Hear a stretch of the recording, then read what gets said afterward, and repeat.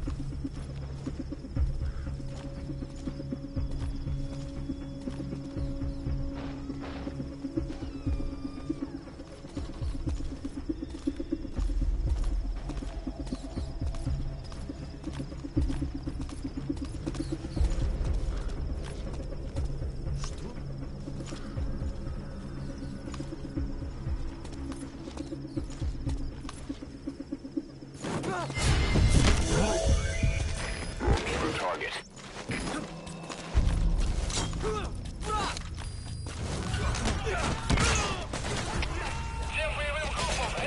Boss, I gotta say it would be a waste to kill him. Putting him to sleep doesn't count as eliminating him.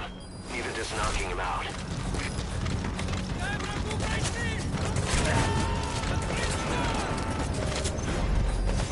Target secured. I'll tell the client we sent the target to a place outside of heaven. Boss, your objective's complete. Exfiltrate out of the hot zone by chopper or on land. Don't hang around.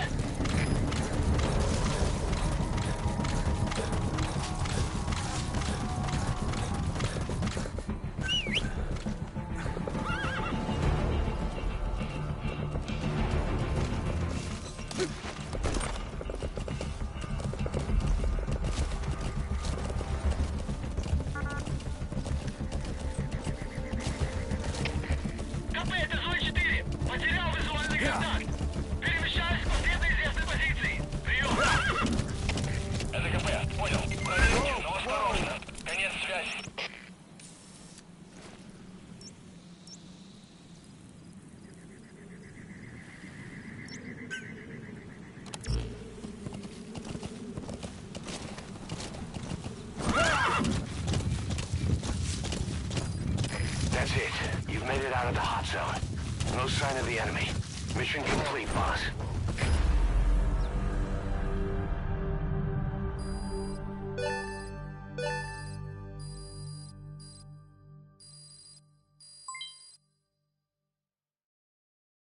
Mission complete. Phew. At least you made it out in one piece.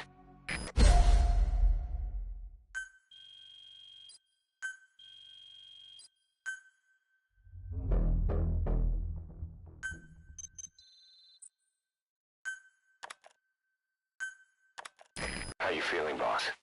Getting used to being in the field again? Having choppers and horse at your disposal is indispensable for operating in the wilds of Afghanistan. I've gone ahead and arranged for you to be able to develop and customize weaponry for support choppers. And you can also develop new equipment for D-Horse if you like. Use your iDroid to start development as needed.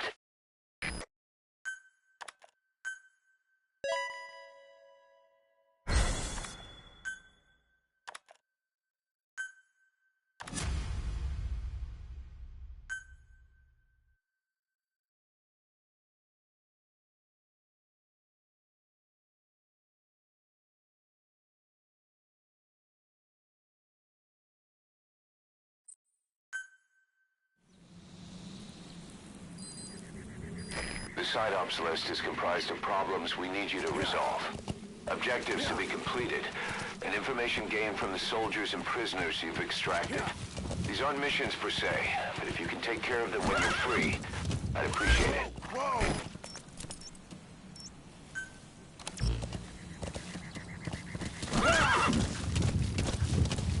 Yeah!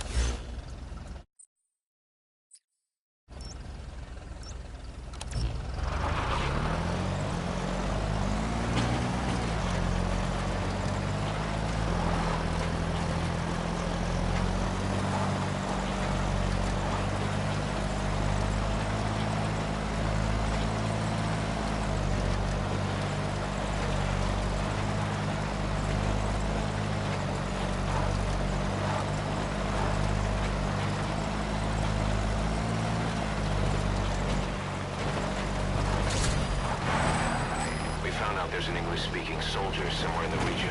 He's a language specialist. His role is to translate information related to the West into Russian. If we can get him to join us, we'll have the upper hand in information warfare. Find this language specialist and extract him.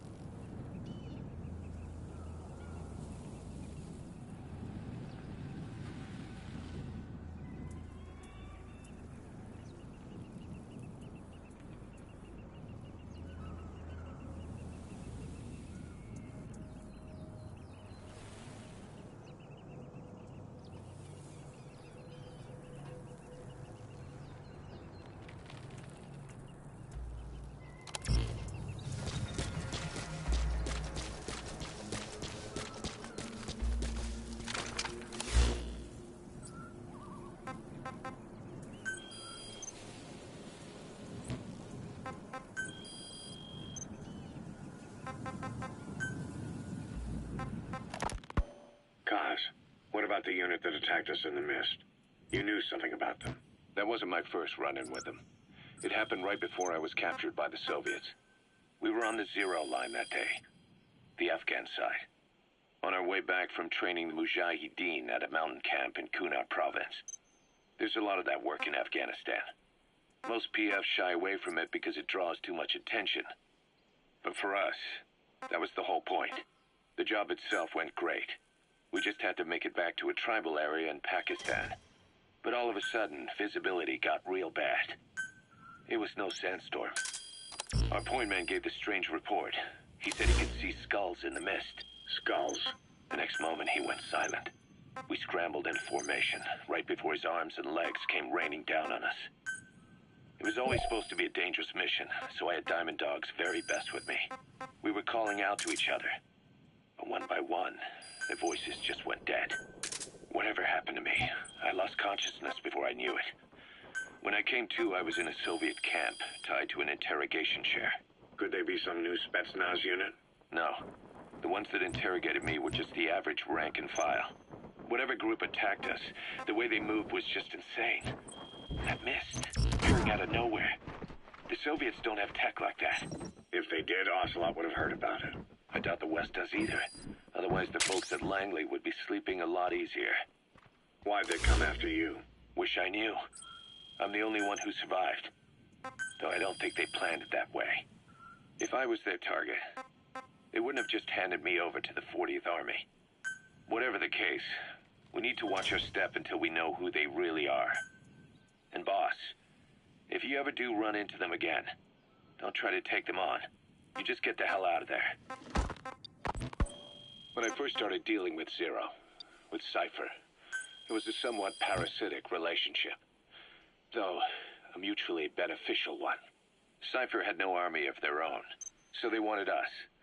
They wanted our strength. They approached me as a potential business partner. But they had other motives.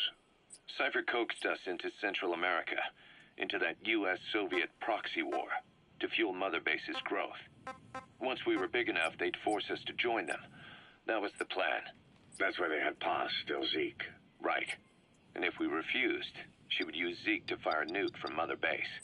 The world would consider us a liability, and countries would unite to destroy us.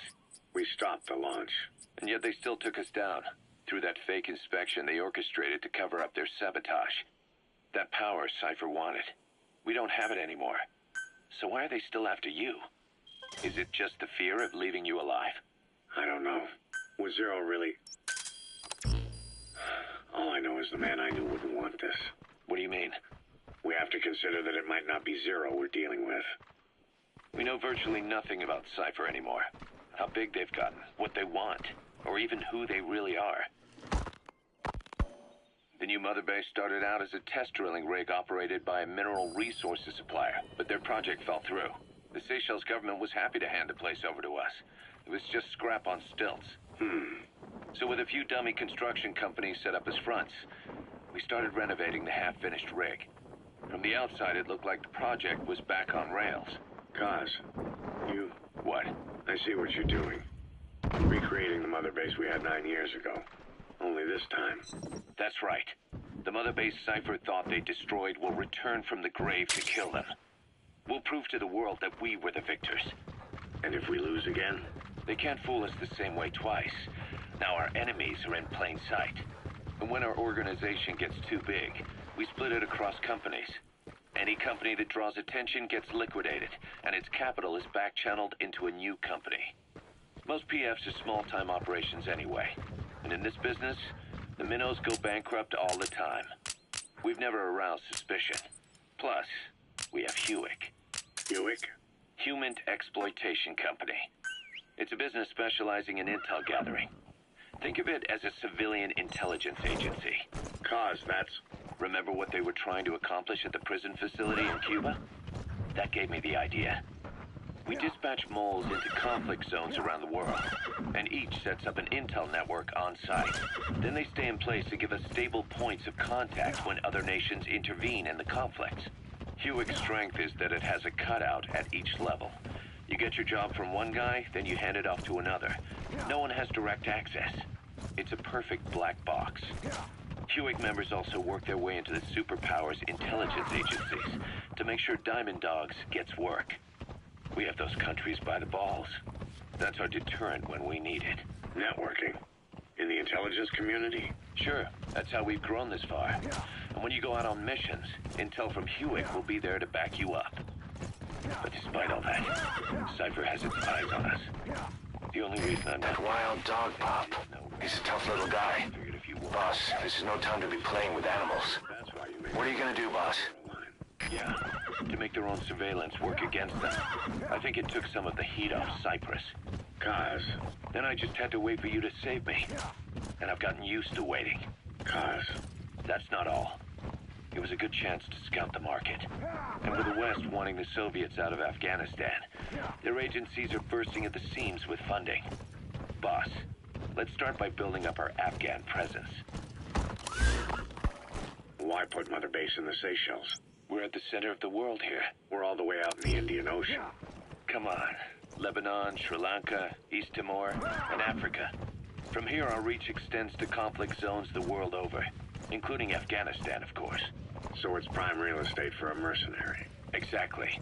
Latin America isn't as close as I'd like, but we have Amanda and her people to help in that department. And besides, the Seychelles government owes us a favor. Owes us? The Seychelles has strong ties to the east, which the West wanted to shake up. It came to a head 3 years ago in an attempted coup.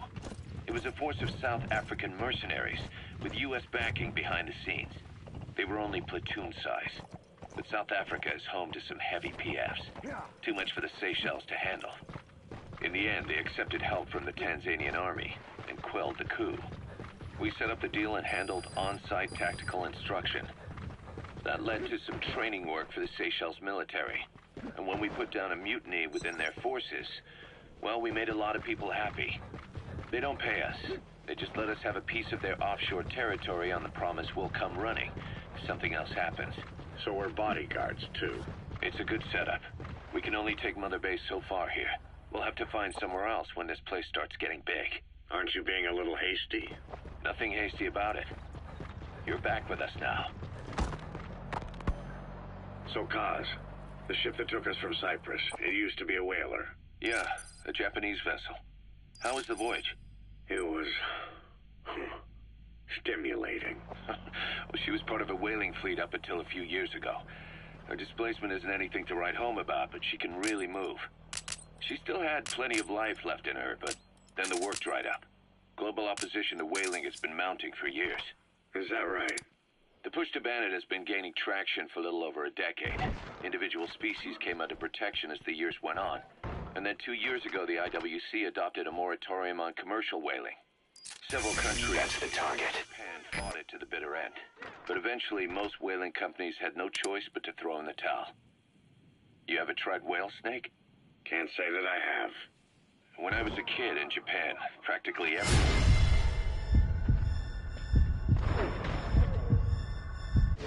That good, huh? The country was poor in those days, and whale was cheap. International opinions changed since then. In any case, that's why we were able to get a bargain price on the ship. Of course, we did end up spending 5 times the purchase price in modifications. We had to really work to fit in all the ESM and communications gear while keeping the whaler look intact. Right now, she's going around conducting SIGINT missions. In the future, we plan to use her as a communications relay base between you and Mother Base. Boss, that language specialist you extracted has been very cooperative. Says he's always dreamed of living a free life, like folks in the West.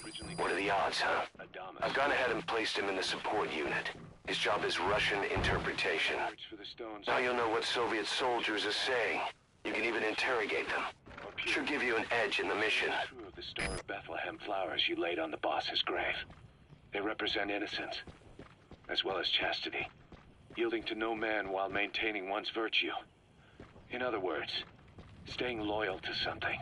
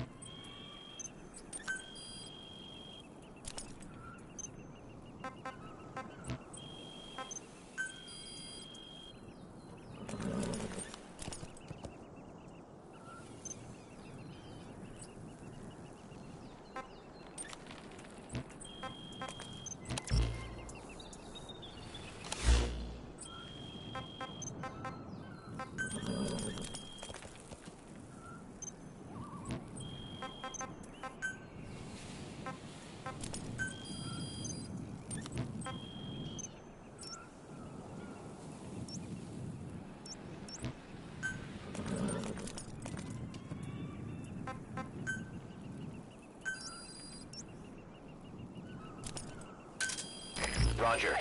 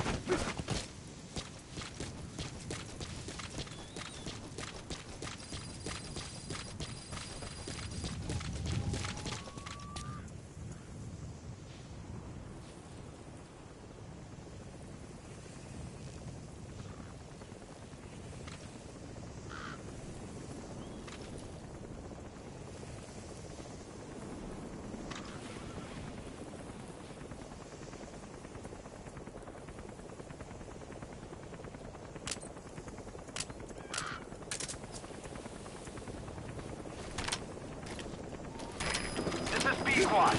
Arriving shortly at LZ.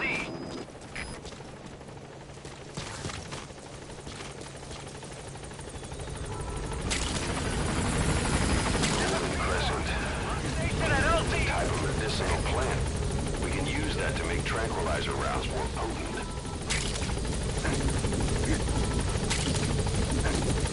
Black carrot. Something of an ancestor to the domestic carrot. It's also a favorite of wild animals. Gaining altitude.